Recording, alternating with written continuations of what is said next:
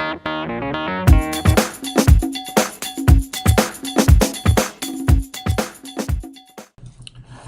it's Dr. Phoenix. Today we're going to be looking at cellular respiration. Up until this point, we've seen how plants can undergo photosynthesis and make their own food, and they are known as autotrophs because they have the ability to do that. Animals are called heterotrophs because they need to get their source of raw materials and energy from eating things, eating plants that make the energy, or eating other animals that ate the plants that made the energy. Now, a common misconception is that plants photosynthesize and animals undergo cellular respiration. But in fact, that's not the case. Plants do photosynthesize and can make their own food. But all cells undergo cellular respiration, even plant cells. Plants, after completing photosynthesis, have created glucose molecules, and that glucose still has to be converted into a different form of energy in order to be utilized by the cells, just like our cells have to break down glucose into a different form of energy. This process that we're going to be discussing, cellular respiration, occurs in the mitochondria of cells. If you recall from our study of cells, the nickname for the mitochondria is the powerhouse of the cell. And that is because this process, cellular respiration, which breaks down glucose into a usable form of energy for the cell, takes place here.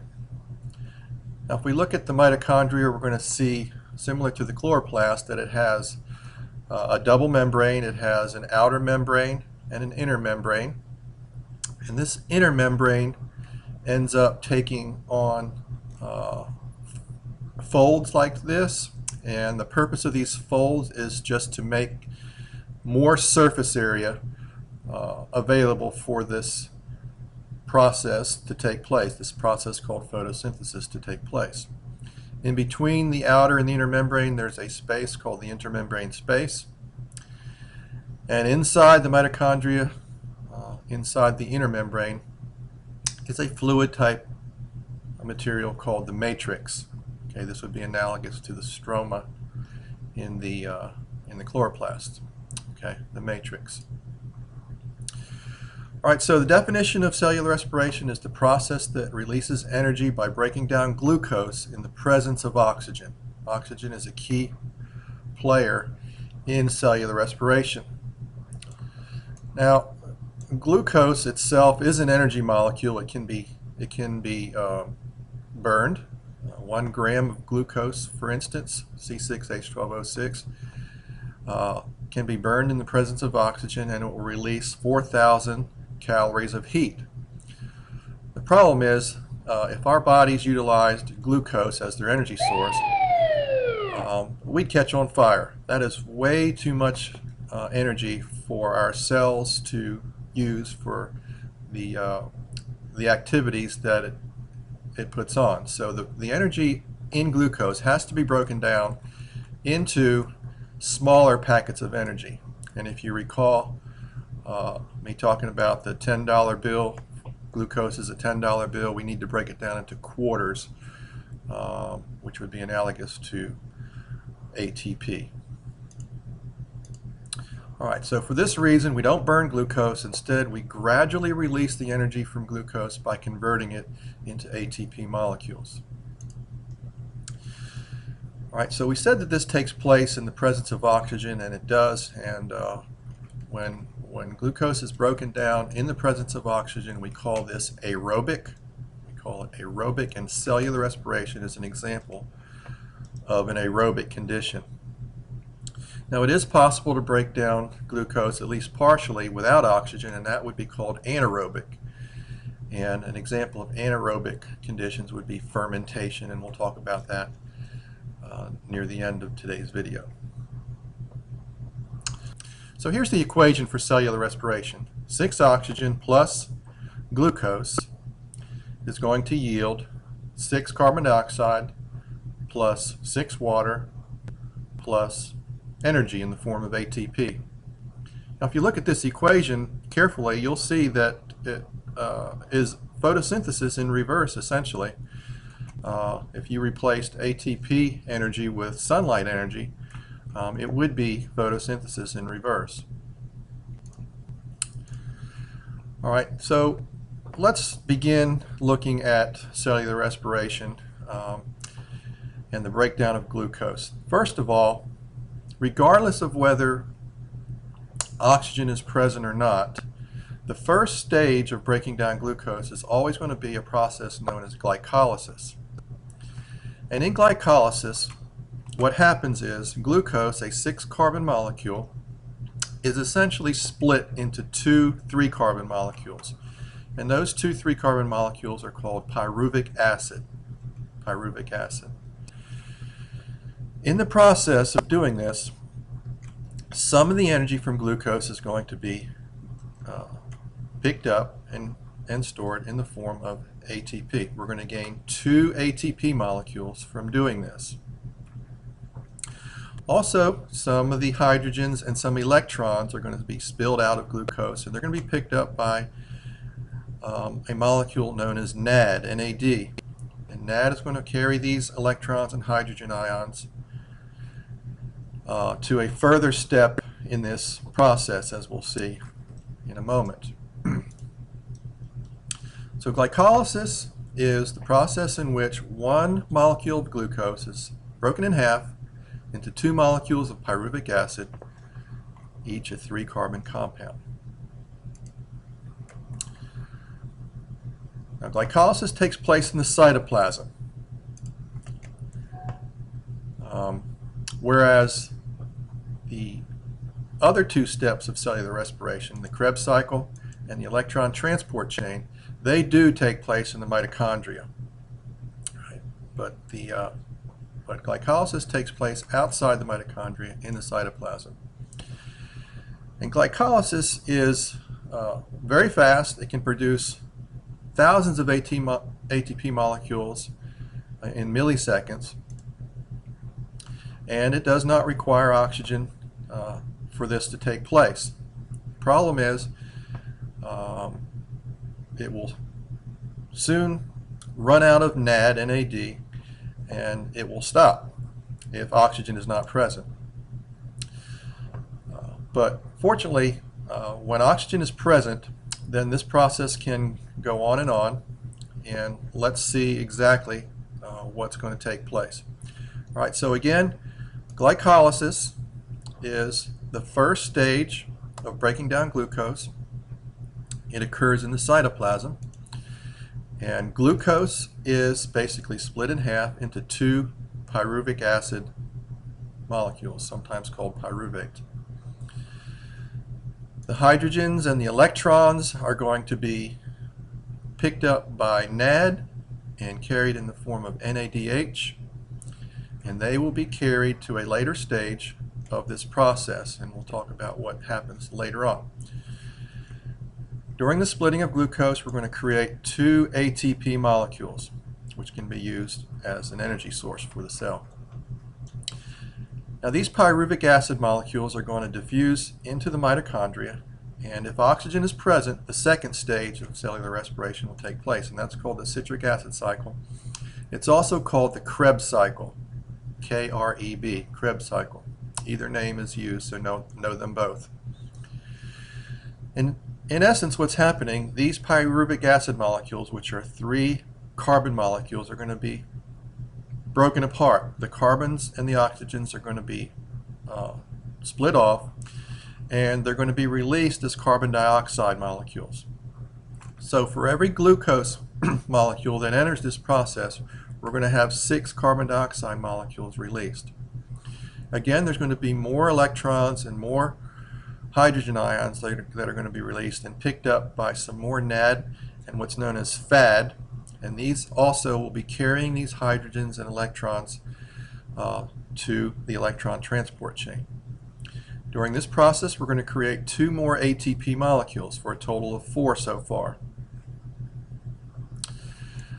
Now, all of these high energy electrons and hydrogen ions are going to be carried to this electron transport chain, and this is the final stage of cellular respiration. And this takes place in the mitochondria, but on the inner membranes.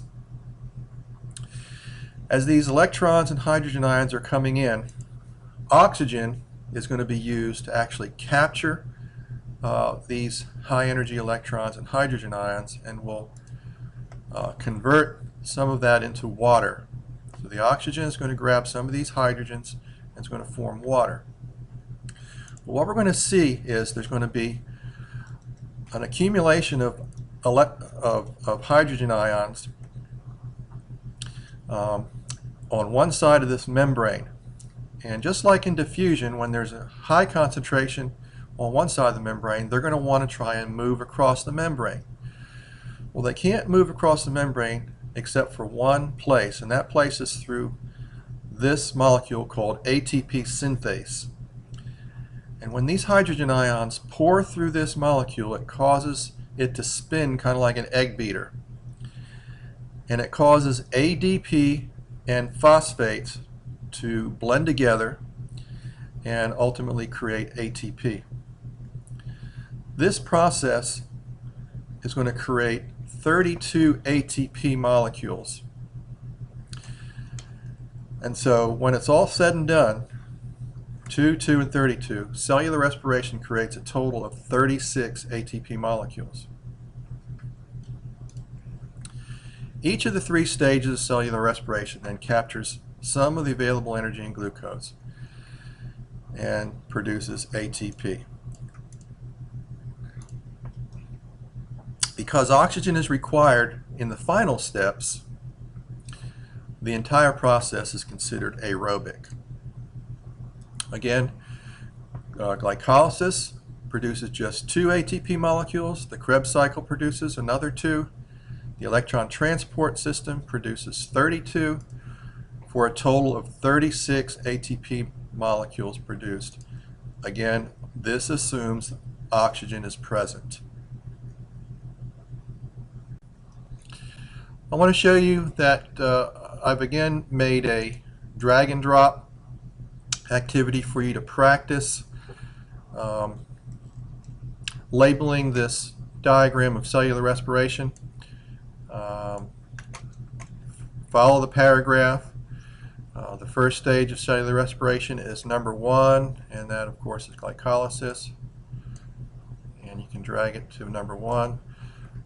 This takes place in the cytoplasm. You can drag that over to number 2. And I'm not going to complete this, but you can go through this and practice the stages of cellular respiration. And again, if you can do this and have it in your head, you'll be able to answer all the questions that I'm going to ask you about cellular respiration. So what happens if oxygen is not present? If, for instance, we are running around the track at a fast speed, we're going to find that in a little while we're going to start getting tired, we're going to start breathing heavy, and we may get to the point where we get so tired that we have to slow down or stop. And we're just not able to get enough oxygen in through our heavy breathing to continue aerobic respiration. So what happens is we switch over to an anaerobic form of respiration, and this is called fermentation.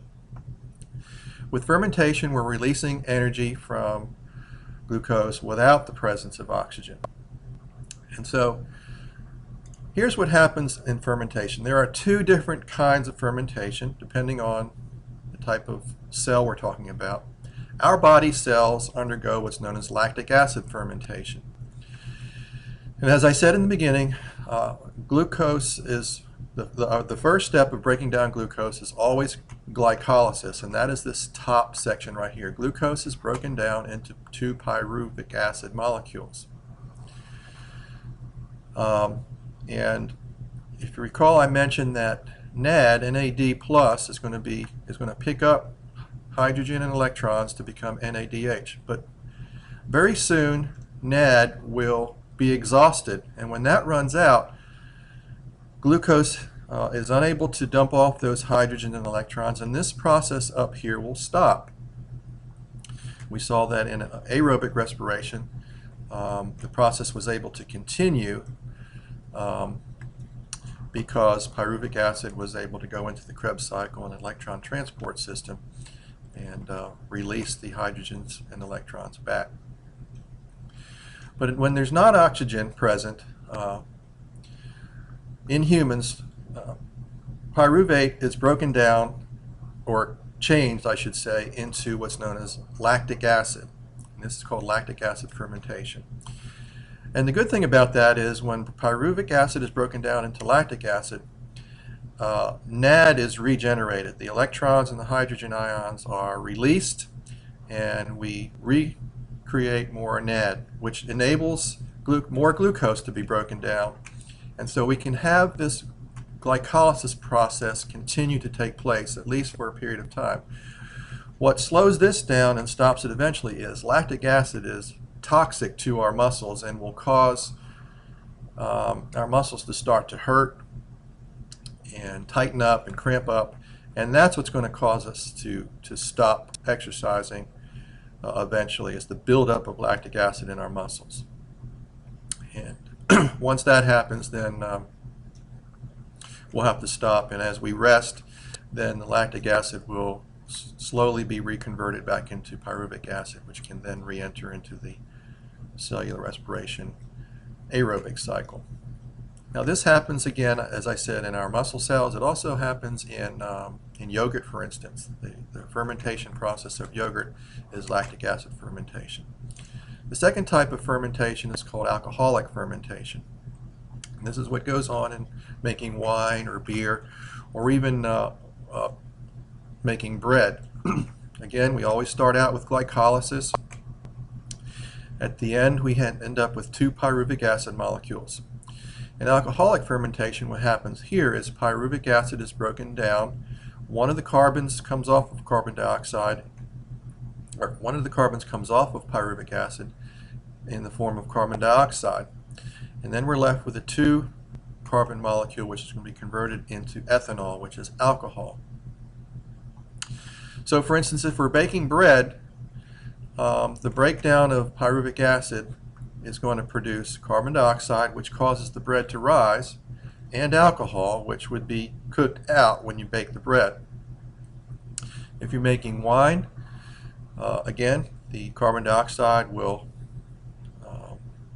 diffuse out of the wine for the most part, and the ethanol or the alcohol will be used to ferment the wine. And the same thing with beer, but beer would capture the carbon dioxide as well for the carbonation. All right, so that covers cellular respiration, both aerobic cellular respiration and the anaerobic process known as fermentation. I hope that's helpful, and if you have any questions, please feel free to bring them to class. And we look forward to seeing you tomorrow. Have a great day.